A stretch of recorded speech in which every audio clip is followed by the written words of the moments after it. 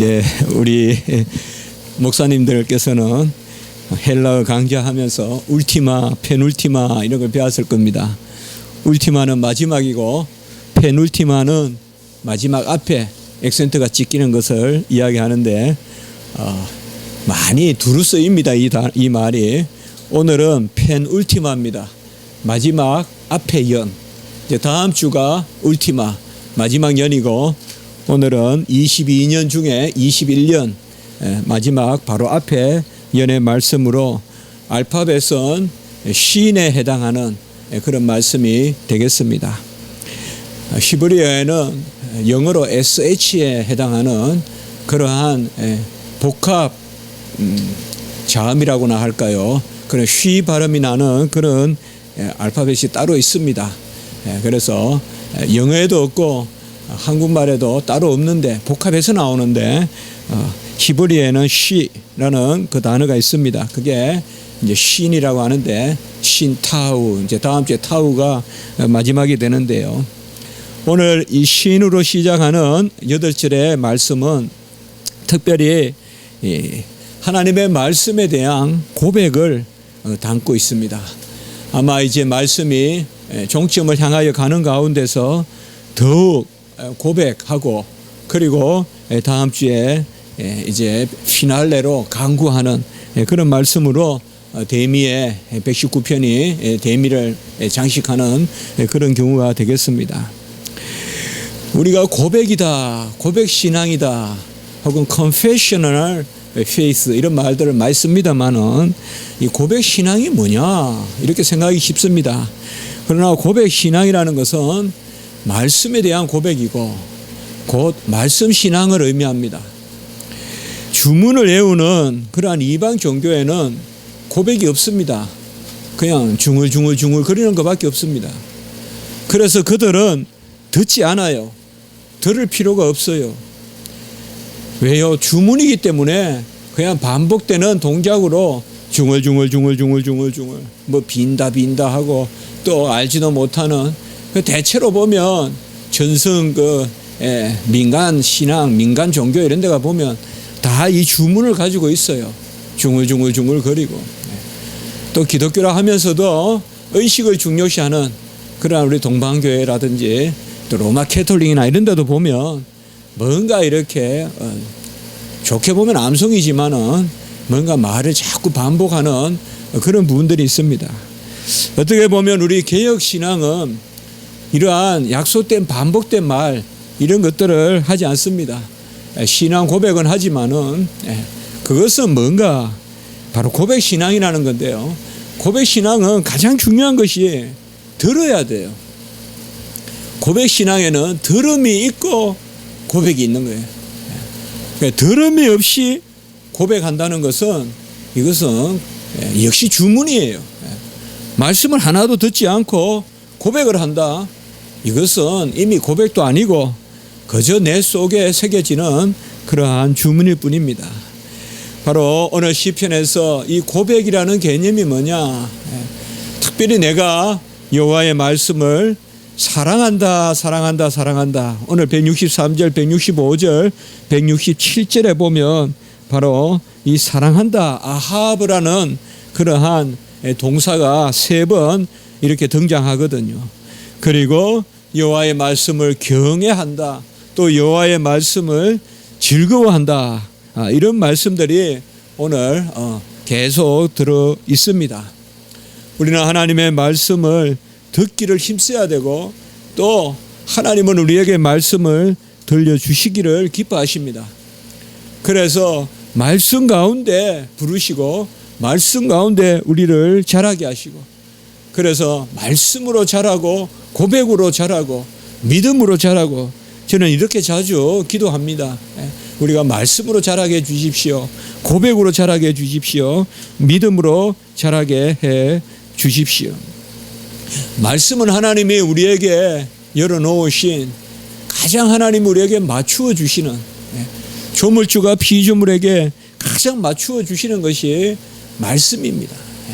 무슨 무지개도 아니고 무슨 자연현상도 아니고 하나님이 우리에게 가장 낮아지셔서 우리 수준에서 맞추어 주시는, 그러면서도 가장 심오한 것을 드러내 주시는, 그게 바로 말씀입니다. 우리가 자연 앞에 앉아서는 심오한 걸 알 수가 없어요. 아무리 자연 앞에 앉아도 최초에 하나님이 천지를 창조하셨다 자연은 말하지 않아요. 그리고 여호와가 우리를 사랑하셨다 이런 말 하지 않아요. 그러나 여호와 하나님은 우리에게 말씀을 들려주세요. 그 말씀을 들려주시는 것, 그게 하나님이 낮추신 거예요. 낮추셔서 우리에게 맞추어 주시는 거예요. 우리 수준의, 피조물의 수준에서 맞추어서, 그래도 우리 수준에서는 가장 고급스럽게, 이게 바로 하나님이 우리에게 맞추어 주시는 질서거든요.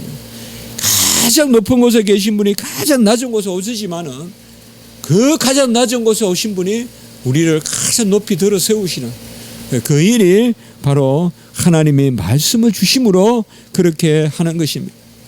그러므로 여호와 하나님은 말씀을 주심으로 먼저 여호와 자신을 인정하게 하십니다. 하나님의 말씀을 듣는 자는 그 말씀이 여호와의 말씀인 줄 알고 듣는 것입니다. 중구난방으로 이 사람 말씀 저 사람 말씀, 이 신말 저 신말, 다신교들은 그래요.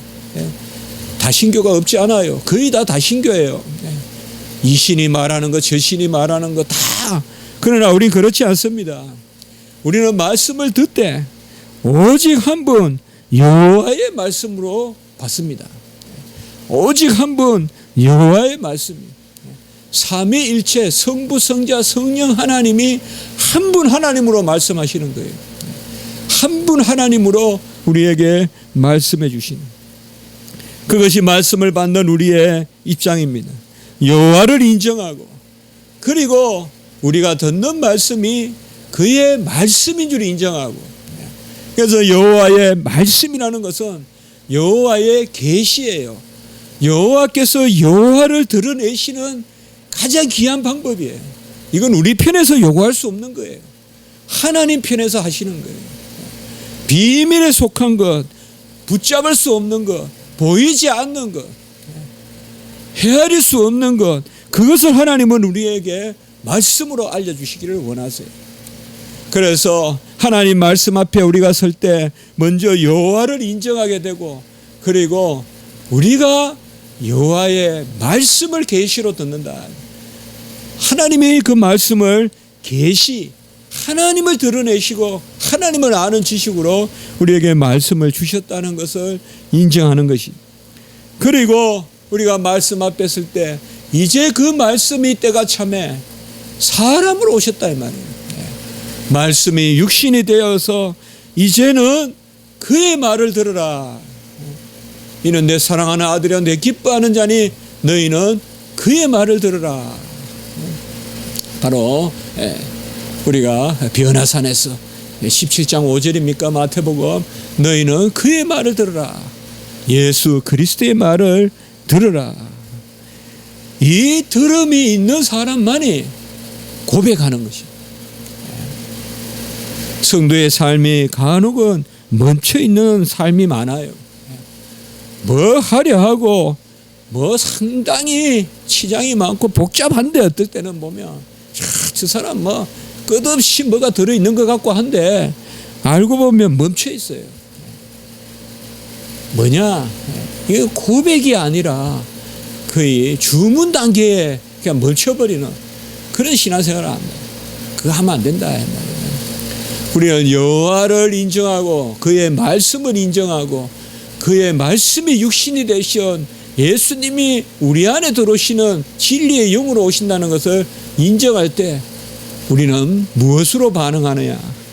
그것이 바로 들음을 고백하는 것으로. 그래서 고백이라는 것은 여호와의 말씀을 듣지 않고는 고백할 수 없어요. 듣지 않고 연구해서 무슨 이성적으로, 학문적으로 고백이 되지 않습니다. 여호와의 말씀을 들어야 됩니다. 하나님은 말씀을 주시고 하나님이 어떠하신 분이라는 것을 계시하시는데, 그 최고의 계시가 바로 하나님은 우리를 지으셨고 하나님은 우리를 사랑하신다. 크게 보면 이 두 가지 계시로 우리에게 나타납니다. 구약 전체의 대주제는 창조라고 볼 수 있어요. 물론 구속의 예언도 있지만 신약의 대주제는 사랑입니다. 그래서 우리가 기독교를 사랑의 종교다라고 이렇게도 말하는데, 바로 여호와 하나님은 천지를 지으신 분이요, 특별히 우리를 지으신 분이요, 인류를 지으신 분이요, 그 인류를 사랑하시는, 그것이 바로 하나님의 말씀의 핵심이 되는 것입니다. 우리 주님께서도 이 땅에 오셔서 고백의 그러한 순종, 고백의 말씀을 많이 하셨습니다. 아버지의 말씀은 바로 진리고, 내가 나의 말을 하는 것이 아니라 아버지의 말씀을 한다. 우리 주님도 그렇게 말씀했어요. 이게 고백입니다. 고백이 뭡니까? 내 안에 감동 가운데 내가 받은 것을 표현하는 것입니다. 바로 우리 주님도 그렇게 말씀하셨어요. 내가 내 말을 하는 것이 아니라 아버지께서 주신 말을 한다. 그래서 너희는 내 말을 들으면 아버지의 말을 듣는 것이고, 나를 보면 아버지를 보는 것이고, 나를 영접하면 아버지를 영접하는 것이다. 그렇게 말씀했습니다. 주님도 이 땅에 오신 아들이시거든. 그가 아들이심에도 주님께서도 고백의 그런 신앙을 보여주셨습니다. 주님은 특별히 아버지의 보내심을 받았다는 말을 많이 씁니다. 보내심을 받았다, 이렇게 수동태로 많이 씁니다. 아버지가 보내셨다는 표현도 많이 나오고요. 요한복음에 보면. 사실 어떻게 우리 성자 하나님이 아버지와 동일하신 분이 보내심을 받겠습니까? 이 사도들에게 쓰는 단어거든요. 아포스톨로, 사도들에게 쓰는 그 단어를 우리 주님에게 그대로 씁니다.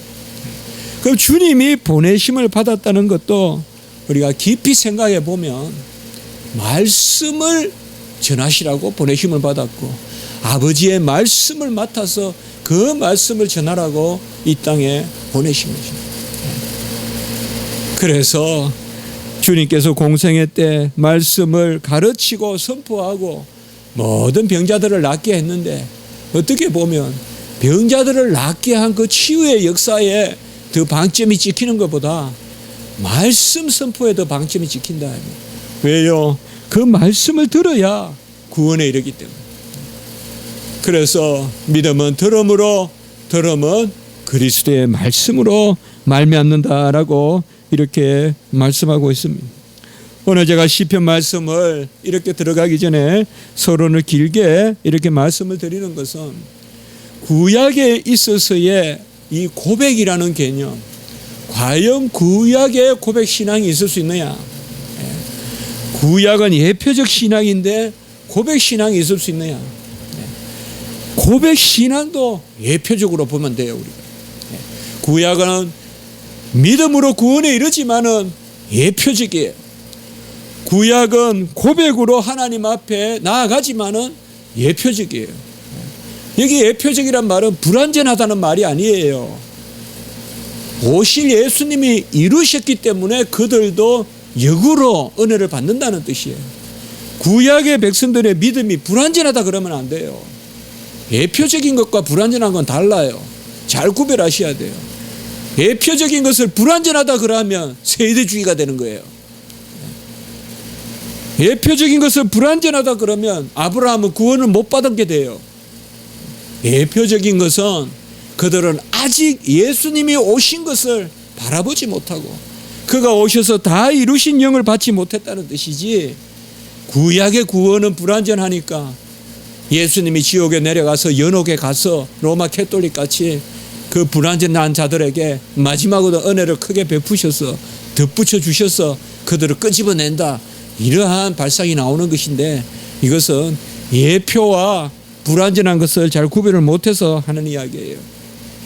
구약 신앙도 고백 신앙입니다. 고백 신앙이에요. 하나님의 말씀을 새기고 하나님의 말씀을 아멘하고, 이러한 오늘 고백의 신앙. 저는 아까 울티마, 페놀티마라고 했지만은 다음 주에 보면 이제 그 기도가 강하게 나타나요. 이제 마지막으로. 그리고 바로 앞에 오늘 말씀에서는 이 고백이 강하게 나타난다는 것은 우리에게 시사하는 바가 많습니다. 먼저 말씀 안에 우리가 반응하지 않고는 정말 이거 버리면 안 돼요. 아무리 덥고 아무리 땀이 나도 미묘한 이 말씀의 반응을 우리가 귀하게 여겨야지. 귀찮아 뭐 굳이 그렇게 살아. 믿으면 되지. 그거 아니라 이 말이에요. 그 말이 안 된다 이 말이에요. 하나님의 말씀을 듣고 그 말씀이 오늘 8절을 통하여서 이제 전개되고 있습니다. 특별히 오늘 말씀은 어떤 구조를 잡기가 어려워요. 그러나 이런 것들은 우리가 자주 볼 수는 있었어요. 그러나 오늘 말씀은 우리가 한 절 한 절 이러한 고백이 어떻게 나타나는지를 살펴보는 것으로 오늘 말씀은 우리가 보면 될 것이라고 여깁니다.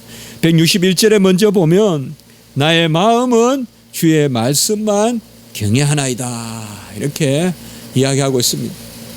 이것을 우리는 고백이다라고 말해야 됩니다.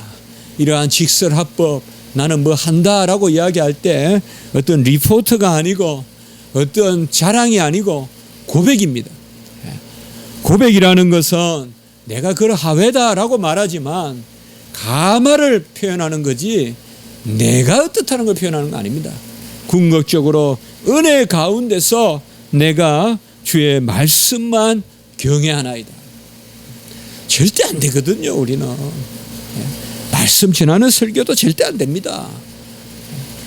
하나님이 끈을 놓으시면 안 됩니다. 어떻게 우리가 무슨 재주로 40분 50분 말씀을 전합니까? 못 전합니다.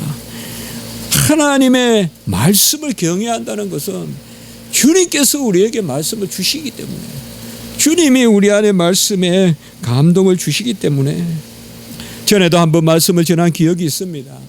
우리는 오직 여호와만 경외해야 됩니다. 천사를 경외해서는 안 됩니다. 사람을 경외해서는 안 돼요. 그러나 성경에서는 하나님 외에 또 경외하라는 이 대상이 오직 한 대상이 바로 말씀을 경외하라는 말이 나와요. 이건 하나님을 경외하라는 것과 같은 거예요. 말씀을 경외하라 이라면 그 말씀 여호와 하나님만 경외해야지 왜 말씀을 경외하냐. 말씀은 뭐 있거나 없거나 할 수도 있지만 여호와 하나님이 항존하시고 영존하시는 분 아니겠냐라고 생각할 수 있지만 그 말은 생각이 못 미치는 것이요. 바로 여호와는 살아 계시고 역사하시고 스스로 드러내시는 그 삼위일체 하나님이시기 때문에 여기에서 말씀을 경외한다는 것은 우리가 들리는 어떤 그런 소리 어떤 문자적 어떤 의문 그걸 경외한다는 것이 아니라 말씀으로 살아계시는 그 여호와를 경외한다라고 이렇게 말씀하고 있습니다. 여기 다바르란 말을 쓰는데 르므 다바르카 르므 다바르카 원어에는 보면 2번 나옵니다. 이게 뭔가 하면 주의 말씀 그것만 경외한다 이렇게 아주 유일한 말씀이라는 것을 강조하고 있습니다.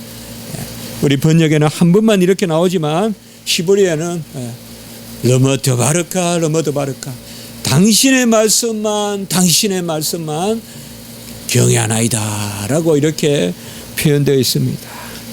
여호와의 말씀을 들을 때 우리는 여호와를 만납니다. 여호와의 말씀을 들을 때 내 영혼이 살아납니다. 내 영혼이 살아서 반응합니다. 내 영혼이 그때 살아있음을 우리가 알게 됩니다. 세상의 고관들은 이것을 거역합니다. 이게 핍박입니다. 미쳤다 바울 네가 미쳤구나. 아니죠. 고관들은 거짓으로 나를 핍박하오니라고 이렇게 말하고 있습니다. 우리가 10,000번 전하면 뭐 하겠습니까? 말씀대로 살아야 하나님이 기뻐한다는 것을 1초라도 새겨야 그게 신앙인이지. 그거 내팽개치고 나는 그냥 신앙인이다. 그렇게 우리가 할 수가 있겠습니까? 세상은 평화로울 때는 공존해요. 평화로울 때는 교회도 인정해요. 말씀을 듣고 사는 사람들도 인정해요. 그러나 급하면 그 말씀 자꾸 말씀 그러나 그냥 지금이 어떤 때인데 빨리 우리가 뭘 해봐야지 자꾸 말씀만 하면 되냐? 그거 아니다 이 말이에요. 그거 아닙니다. 두 번째로 오늘 162절에 보면 나는 주의 말씀을 즐거워한다라고 이렇게 말하고 있습니다. 우리는 즐거워한다라는 말이 열매라는 것, 의롭다는 것을 항상 염두에 둔다고 나누었습니다. 성경에서 즐거워한다, 기뻐하심을 입었다, 내가 즐거워한다. 하나님께 영광이요 이를 즐거워하는 자다. 인생의 목적. 즐거워한다는 것은 세상의 어떤 낙을 누리는 걸 이야기하는 게 아닙니다. 우리에게 즐거움은 딱 한 가지입니다. 바로 열매를 맺는 것입니다. 이 땅에 오셔서 하나님이 우리를 지으신 바 그 목적에 부합하게 열매를 맺는 것, 그것이 바로 즐거워하는 것입니다. 나는 주의 말씀을 즐거워한다. 여기는 따바르라고 쓰지 않고 역시 이므라라고 그렇게 말씀하고 있습니다. 나에게 적용된 말씀, 내 속에 들어온 말씀. 아까 1절에 말씀을 경외한다. 그것은 따바르. 이것은 좀 더 정식적인 말씀, 기록된 말씀. 이 말씀을 내가 즐거워한다. 이제 내 속에 들어왔다. 이머라 혹은 에머라 이 단어를 쓴다고 했습니다. 여기서도 역시 그 말씀을 썼습니다. 탈취물을 얻은 것처럼.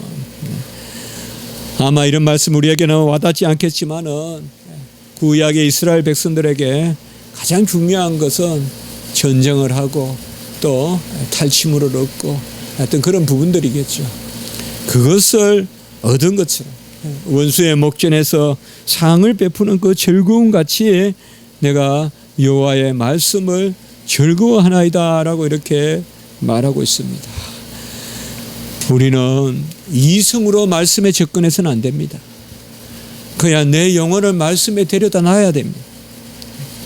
사실 가장 즐거운 것은 할 수 없어 부지불식간에 말씀 보는 거.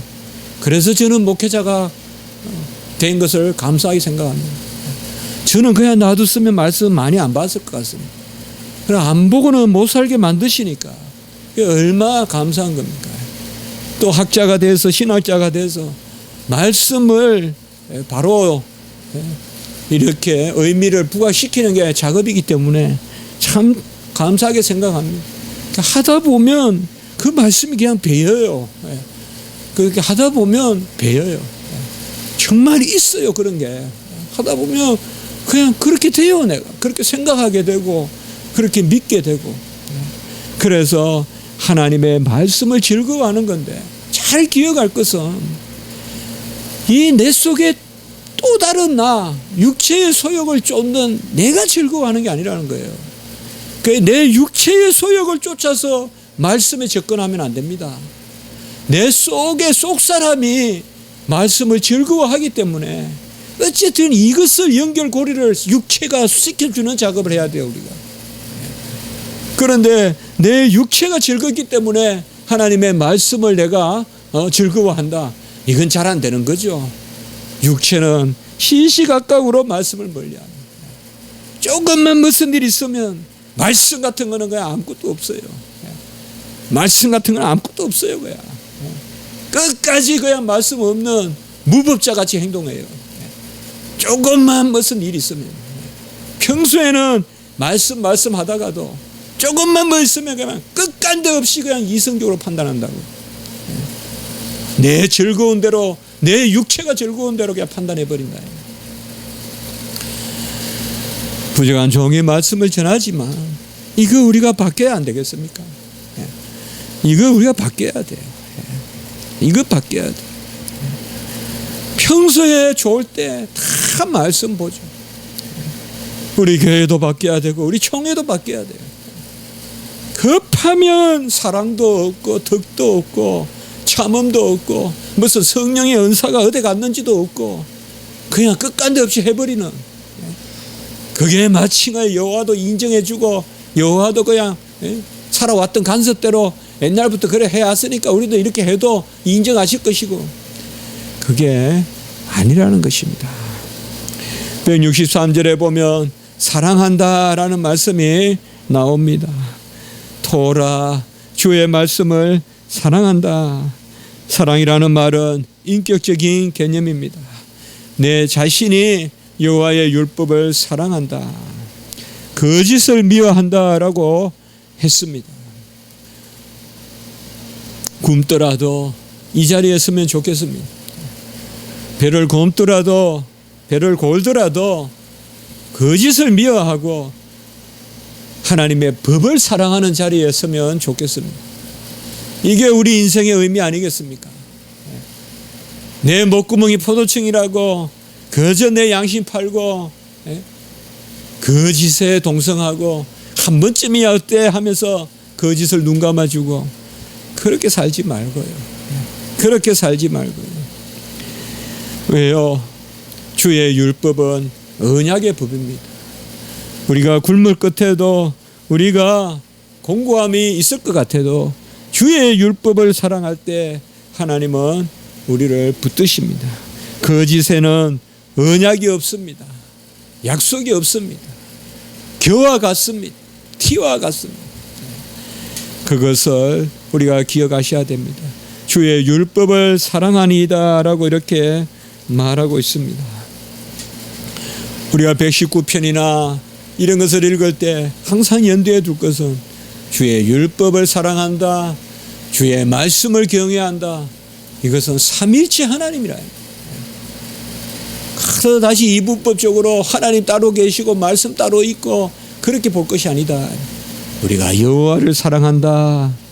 그래서 신명기에도 보면 6장에 보면 유일신에 대한 그러한 쉐마를 이야기하고 들어가나 나가나 앉아나서나 말씀 보라고 나오잖아요. 같이 있다 이 말이에요. 같이. 여호와를 경외하는 것은 말씀을 경외하는 것이요, 말씀을 경외하고 사랑하는 것은 여호와를 경외하고 사랑하는 것입니다. 말씀을 어디 유물같이 깊은 장로 속에 감춰놓고 여호와를 사랑한다, 기도한다, 다 의미가 없는 이야기다 이 말이에요. 164절에 보면 내가 7번씩 주를 찬양하나이다. 계속 고백이 나옵니다. 경외한다, 즐거워한다, 사랑한다, 찬양한다. 7번씩 찬양한다 이런 말이 나올 때 구약에서는 그저 집에서 7번 일어나서 찬양한다는 게 아니라 좀 더 성전에 7번 가고 그렇게 우리가 좀 더 공식적으로 생각하면 됩니다. 몇 번이나 드렸다. 그러나 너무 숫자적으로 볼 것은 아닌 것은 7번씩이라는 말은 항상 내가 찬양한다. 그렇게 보셔도 또한 무리가 없겠습니다. 분명하게 믿습니다. 여호와의 말씀은 힘이 있습니다. 우리를 다시금 일으켜 세웁니다. 어떤 고난과 역경이 닥쳐도 여호와의 말씀에 부착하여 사는 이상 우리에게 찬양이 떠나지 않습니다. 하나님의 말씀은 나에게 힘을 줍니다. 묘한 능력이 있어서 기묘한 역사가 내 속에서 일어납니다. 여호와의 말씀이 확 소망으로 나를 새롭게 합니다. 완전히 뼈밖에 없어요.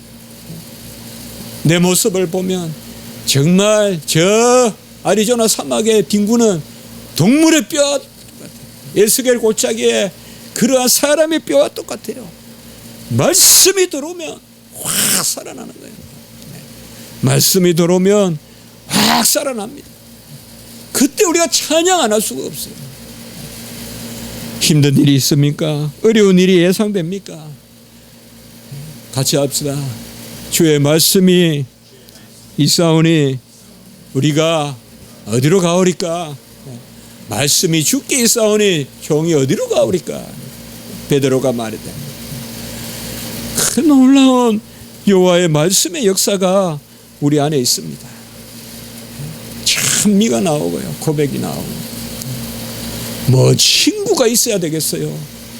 무슨 묘수를 우리가 발견해야 되겠어요. 무슨 지혜자를 찾아가서 깨를 발견해야 되겠어요. 말씀이 있으면 다시 살아납니다. 묘하게 이 말씀이 우리를 다시금 살립니다. 166절에는 어떤 고백이라기보다 이 시편 기자가 이렇게 뭐하니다 고백할 때는 간혹 이렇게 또 한번 있는 그대로 주의 법을 사랑하는 자에게는 15절 주의 법을 사랑하는 자에게는 샬롬이 있으리니 그들에게 장애물이 없으리다 라고 이렇게 말씀하고 있습니다. 이것도 역시 내가 주의 법을 사랑할 때 내 앞에 장애물이 없으리라 라고 이렇게 말씀하는 것과 같습니다. 우리는 많은 경우 적들이 쳐놓은 올무에 넘어지는 것 같아도 자기 깨에 넘어갑니다. 자기 깨에 넘어가요. 지제주의 지가 넘어가요. 지제주의 지가 넘어가요. 자기 깨에 넘어가요. 여호와의 말씀이 우리 안에 역사하면요, 내가 내 깨부터 다스려야 돼요. 그러면 장애물이 없어요. 어떤 거침도 없습니다. 어떤 거침도 없어요.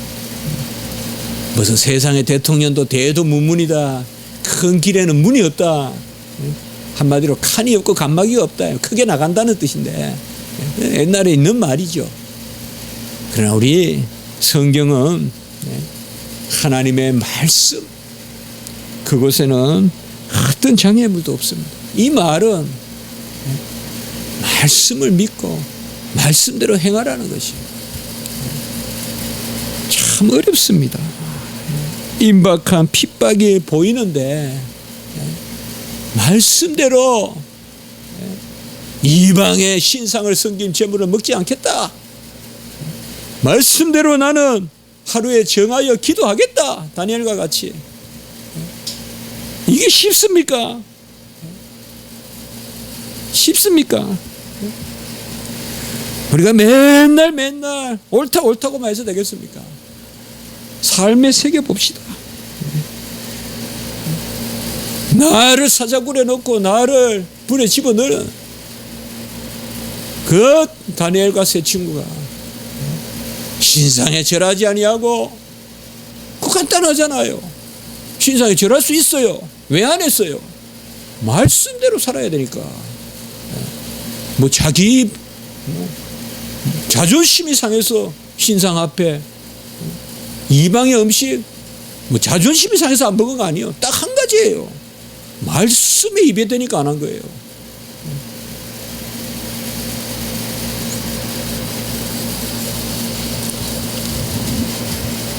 말씀대로 살면 장애물이 없습니다. 이걸 믿읍시다. 우리가 뭐 깨를 내고 이렇게 하고 저렇게 하면 될 것 같아요. 말씀대로 엘리야 같이, 세례 요한 같이 잘못된 거 지적할 때 지적하고, 아합이라도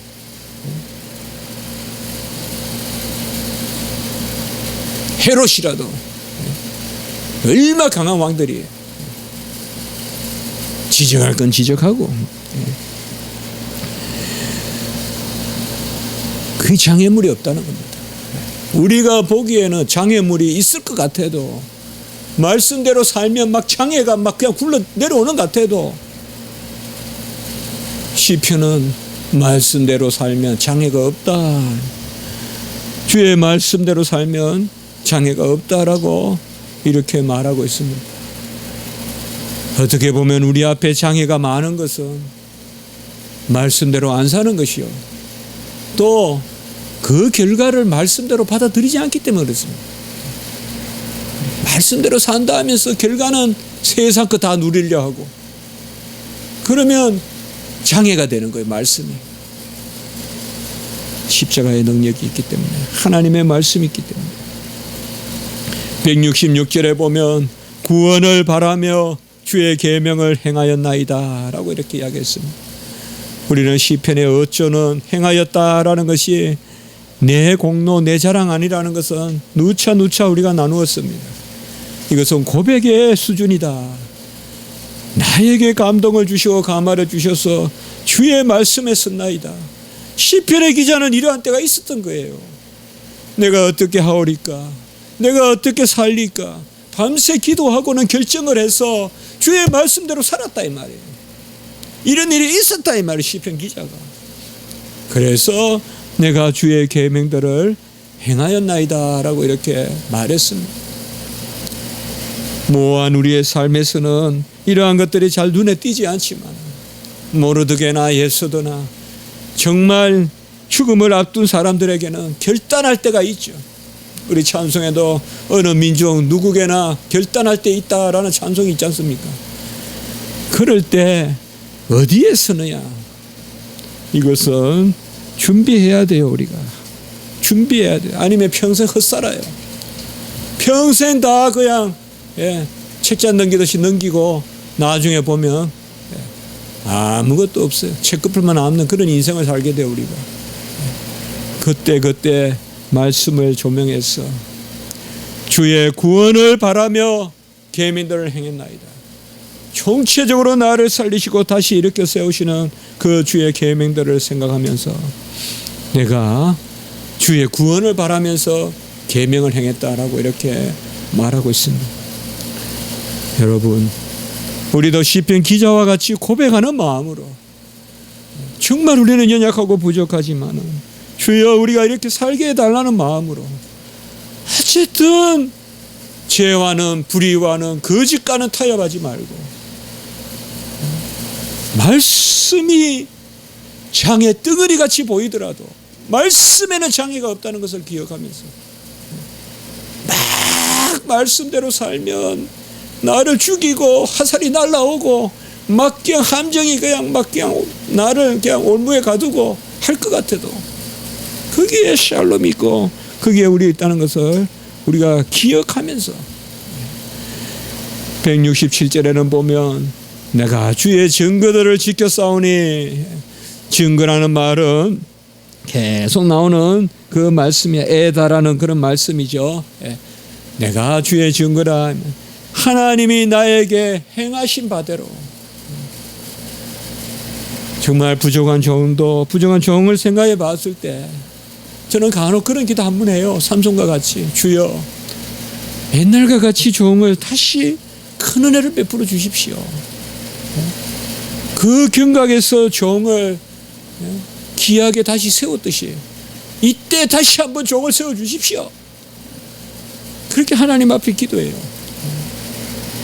옛날에 하나님이 종을 세우신 그 은혜를 다시 베풀어 주시면 종이 뭘 못하겠습니까? 다시 종은 옛날에 그 은혜를 원합니다. 주의 증거들은 내 삶에 하나님이 베푸신 은혜, 이게 기록된 말씀보다도 확실하다 이 말이에요. 나에게 베풀어 주신 하나님의 말씀, 어려울 때 힘들 때 나를 붙들어 주시고 나에게 소명 주시고 은사 주시고 나에게 감당할 능력을 주시고 이 땅에서 하나님의 말씀을 맡은 자로 살게 하시는 그 주의 증거들을 내가 사랑한다, 이를 지극히 사랑합니다 라고 이렇게 말하고 있습니다. 오늘 마지막 절에는 내가 주의 법도들과 정교들을 지켰으니 나의 모든 행위가 주 앞에 있습니다. 이것이 저는 오늘 사실 전체 주제라고 생각합니다. 우리의 행위는 끝날 마지막에는 심판자 앞에 갑니다. 그래서 우리의 상급은 이것이니, 우리의 소유는 이것이니, 주의 말씀을 지킨 것입니다.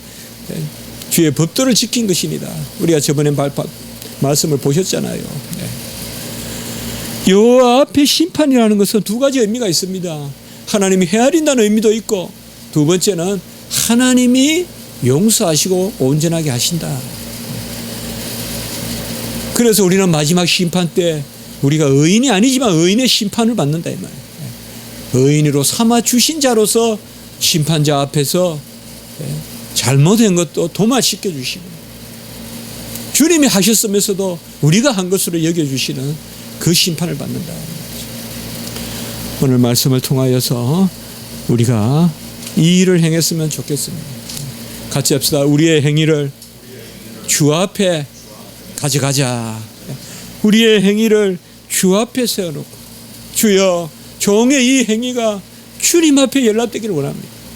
부족하면 고쳐주시고 주님께서 온전하게 하시고 다만 그저 인생 대하듯이 세상에서 그저 타협하며 편력하며 살아가듯이 그렇게 종이 살지 말게 하시고 만사의 모든 행사가 여호와 앞에 서는 것으로 해달라. 그러한 우리 삶이 되었으면 좋겠습니다. 우리는 정말 아무것도 없습니다. 우리는 1초 만에 뼈다귀밖에 안 남습니다. 은혜가 떠나면 아무것도 없어요. 화내고 성내고 내 모습을 보면요 아무것도 없어요. 아무것도 정말 아무것도 없어요. 그러나 여호와의 말씀이 다시금 나를 살리시고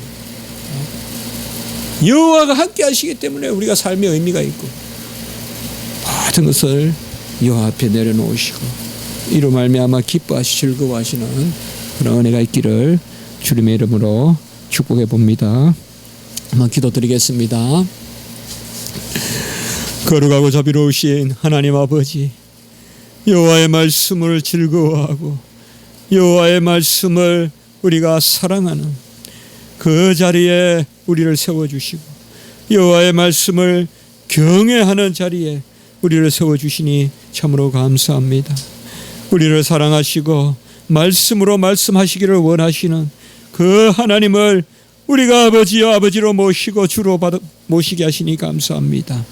우리가 삶 가운데서 여호와의 말씀대로 행하게 하시고 그리하여 여호와를 기쁘시게 하는 자리에 설 수 있도록 인도하여 주시옵소서. 우리의 기도를 받으시옵소서. 우리의 심령의 간구와 고백의 간구를 들어 주시옵소서. 구주 예수 그리스도 이름으로 감사하며 기도드리옵나이다. 아멘.